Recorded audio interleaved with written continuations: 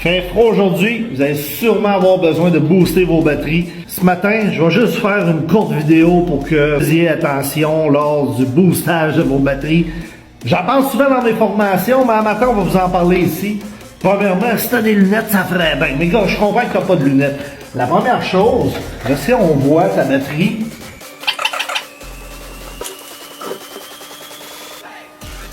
on voit-tu les batteries comme faut?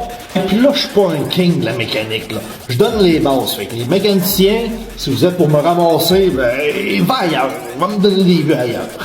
Mais ce qu'il faut savoir pour une batterie, quand elle est gelée, ou quand il y a un défaut, quand les aillettes, qu'on pourrait dire en dedans, se touchent, là, je donne les informations pour le monde commun, là. Je vous l'ai dit, mécano, j'explique ça dans mes mots. Quand t'as comme de l'acide, puis des aillettes, là, pis s'ils se touchent, ben, tu sais qu'on appelle une batterie gronde, là, c'est que tu as du positif partout, ben du gronde partout. Ben, c'est ça. Il y a quelque chose qui fait défaut là-dedans que ça marche pas. Si on regarde, puis elle est gonflée, pas bon signe. Va pas booster ça un matin. Elle risque d'exploser. Également, s'il y a une odeur d'œuf pourri, pas bon signe. Et même s'il n'y a pas d'odeur ou tu ne remarques rien de bizarre, qu'est-ce qui va se créer? De l'hydrogène. De l'hydrogène, là. Ça prend juste une petite étincelle pour exploser.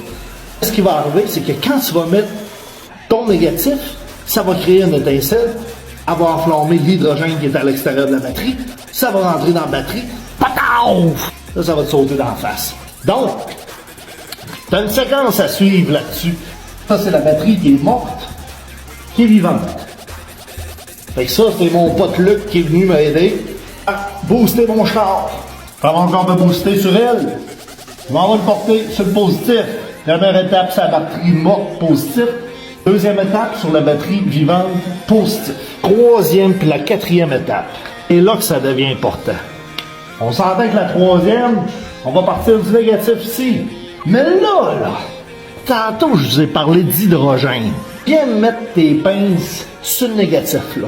Si j'ai de l'hydrogène ici, va se créer une étincelle. Tu peux enflammer ton hydrogène, tu peux rentrer dans ta batterie. Cauc! Cauc! Fait que là, vous avez déjà entendu dire, ouais, faut collecter ça sur le ground. Mais le monde, là, au lieu de la collecter là, il la collecte direct à côté. On va faire une étincelle pareil, puis ça va rentrer dedans pareil. Je vais faire un autre dessin. J'ai mon moteur, j'ai mon capot de voiture, j'ai ma batterie. Viens collecter le ground ici. Je suis trop près de ma batterie. Collecter là-bas. Ça, s'il fait une étincelle, elle pognera pas, elle explosera pas. Là, les mécanos vont me dire, ouais, mais là, ta force de batterie, ton ground se perd. Écoute, comme je dis souvent dans mes formations, moi, je te dis la bonne méthode de le faire pour pas que ça te saute dans la face. Rendu là, tu feras bien ce que tu veux rendre chez vous. Donc, on se rappelle, 1, 2, 3, puis 4. On s'en va sur la masse de la voiture, loin. Comme ça, il y a moins de danger qu'elle te saute d'en face.